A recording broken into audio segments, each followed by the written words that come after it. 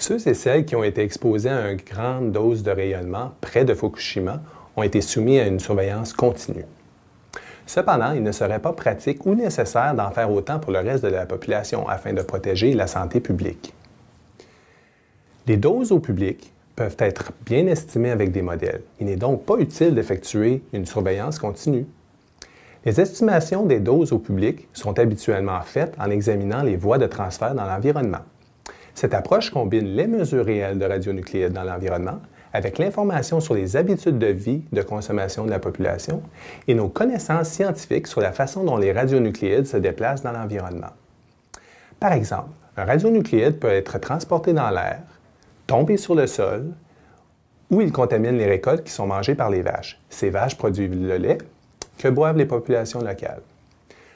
En comprenant cette chaîne d'événements, c'est-à-dire la voie de transfert dans l'environnement, il est possible d'estimer la dose reçue par une personne qui boit ce lait. Cependant, n'oubliez pas qu'il existe plusieurs voies par lesquelles nous pouvons recevoir une dose de rayonnement. Par exemple, l'air que nous respirons, les aliments que nous mangeons. Les modèles utilisés tiennent compte de tous ces éléments pour nous donner une idée exacte de la dose du public.